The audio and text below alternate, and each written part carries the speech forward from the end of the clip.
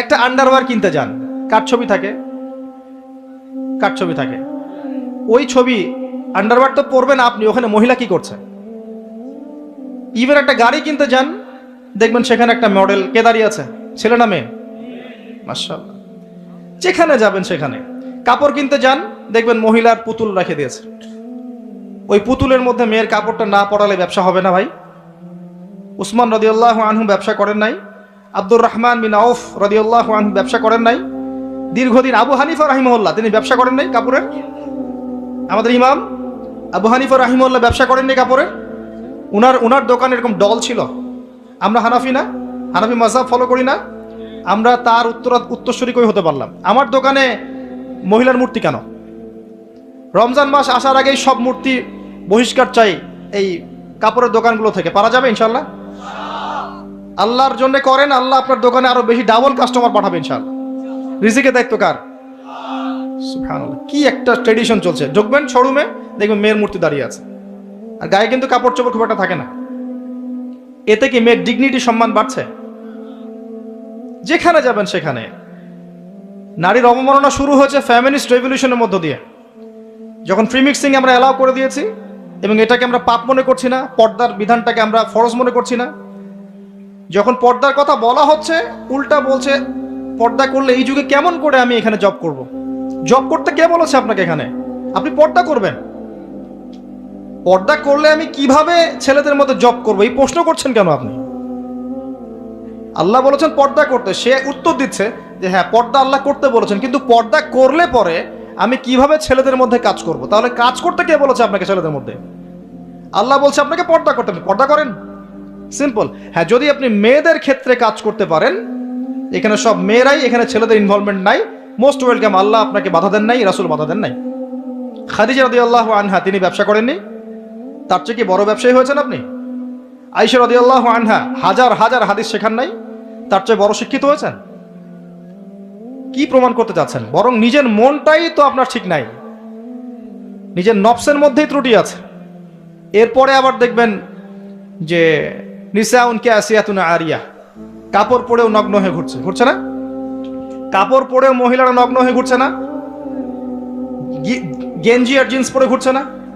T shirt পরে ঘুরছে না? এগুলো দেখার জন্য কি চোখ দিতে হয় না চোখে পড়ে যায়?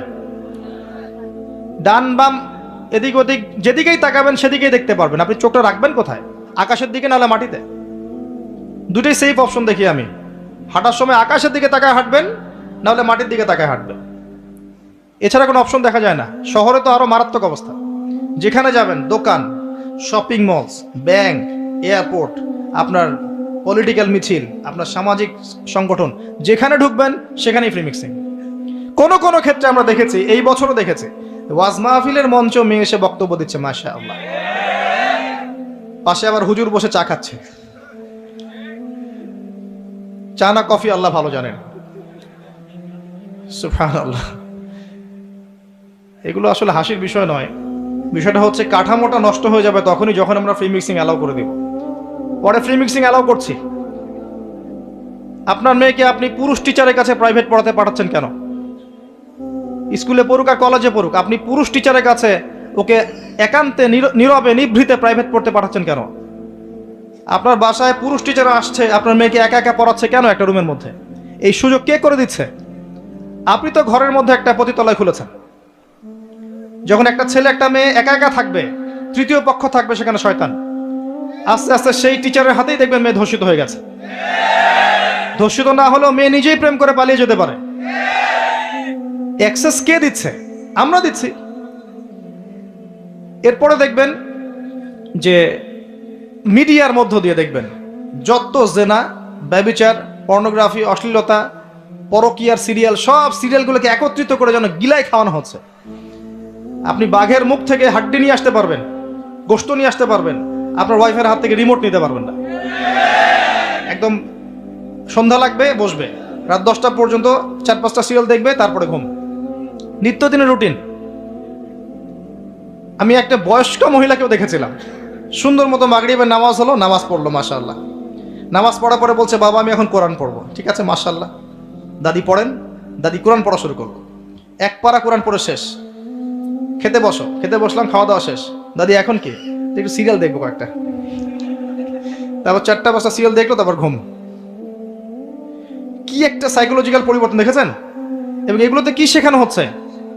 পরকিয়া, জেনা, কুটনামি, পরিবারের ভাঙন, এর কথা ওকে লাগানো, এর কথা ওকে লাগানো। মানে মনে হচ্ছে যেন এগুলো আমাদের ট্রেডিশন, এগুলোর সাথে ইসলামের কোনো সম্পর্ক আছে? এই পুরো সিরিয়ালগুলো কি ইসলামিক? যেখানে ইসলাম শেখানো হচ্ছে, কোরআন শেখানো হচ্ছে, বা ইসলামিক কোনো নাটিকা বা ইসলামিক কোনো সং বা নাশিদ বা কোনো সিরিয়াল, এমন কিছু কি?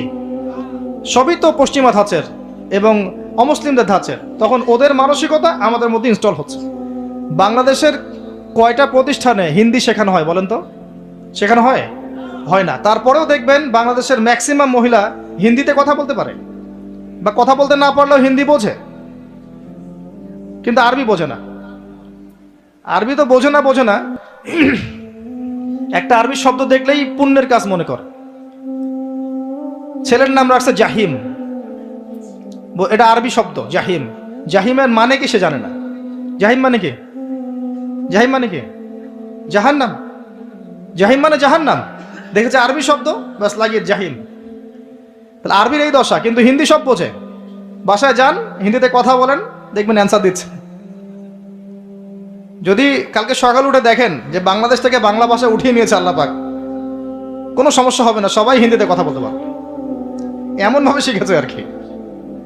কিভাবে শিখলো? কোন স্কুলে শেখানো হয়? কলেজে শেখানো হয়? ট্রেনিং দেওয়া হয়েছে? সিরিয়াল। এভাবে দেখেন পুরো ফেমিনিস্ট একটা ফিতনা চলছে। তারপরেও দেখবেন পোশাক আশাকের ফিতনা, রেপ, ধর্ষণের ফিতনা, ব্যভিচার, পরকিয়া। এখন ম্যাক্সিমাম পরিবারই পরকিয়া। বাসায় বউ আছে, বাইরে মেয়ের সাথে প্রেম করছে। বাসায় ছেলে আছে, বাসায় স্বামী আছে, বাইরে ছেলের সাথে প্রেম করছে। আপনার অবর্তমানেই দেখবেন কোন কোন ক্ষেত্রে এগুলো হচ্ছে, আপনি জানেনই না। ওই যে প্রবাসে ছেলে পড়ে আছে, এদিকে দেখবেন স্ত্রী 10টার সাথে লাইন মারা শেষ। এবং শহর কেন্দ্রিক যারা উচ্চ ইয়াতে আছে আর কি, উচ্চ বংশ অনেক মহিলাদের জীবন তো দেখবেন বাঁধন ছাড়া, কি করছে না করছে ঠিক নাই। মোটর সাইকেল নিয়ে দাবড়ায় বেড়াচ্ছে, বারে যাচ্ছে, মদ খাচ্ছে, এখানে বন্ধুদের সাথে আড্ডা মারছে।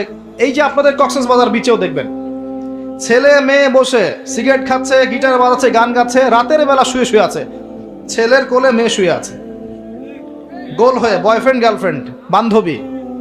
এদের তো বাবা নাই, মারা গেছে, এদের মা নাই, মারা গেছে। এদের বাপ মা স্বামী ভাই কেউ যদি বেঁচে থাকতো তারা এগুলো করতে পারতো?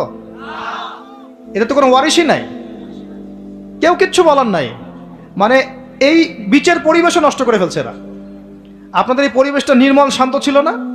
এখন দেখবেন বেহায়ার কারণ, বেহায় পারার কারণে যাওয়াই যায় না, দাঁড়ানোই যায় না, দাঁড়ানোই যায় না, তাকানোই যায় না, খুঁজতে হয়। দিনী ভাই থেকে বলতে হয় এমন বিচে নিয়ে চলো যেখানে মানুষ নাই।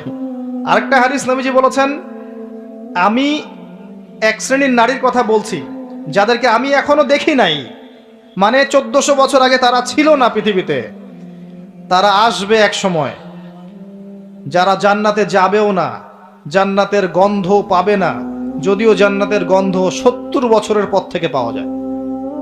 কারা তারা? নিসাউন কাসিয়াতুন আরিয়া, এমন নারী যারা কাপড় পরেও নগ্ন থাকে। কাপড় পরেছে বাট নগ্ন, মানে কাপড় পরার পরেও শরীরের সমস্ত কাঠামো দেখা যায়, বোঝা যায় জান্নাতে যাবে না, ঘ্রাণও পাবে না। মুইলাতুন মামেলাত, এরা নিজেরাও আকৃষ্ট হয়, অন্যকেও আকৃষ্ট করে। আরেকটা সুসংবাদের হাদিস, এসব থেকে বের হয়ে যদি মহিলারা আল্লাহ এবং তার রাসূলের আনুগত্য করতে পারে, মাত্র 4টা কাজ করলেই জান্নাত নিশ্চিত। মাত্র 4টা কাজ করলেই মেয়েদের জান্নাত নিশ্চিত ইনশাআল্লাহ আযজা ওয়া জাল। 1 নাম্বার, যদি তারা 5 ওয়াক্ত নামাজ ঠিকঠাক মতো পড়ে। 2 নাম্বার, যদি তারা রমজান মাসের সওম রাখে। 3 নাম্বার, যদি তারা তাদের পর্দা ঠিক করে, সতীত্বের হেফাজত করে। আর 4 নাম্বার, যদি তারা তাদের স্বামী, নিজে সাজবেন না স্বামীর জন্য, বাইরের মানুষের জন্য সাজবেন। বাইরের মানুষের জন্য আপনি সবকিছু করবেন, স্বামীর খেয়াল করবেন না।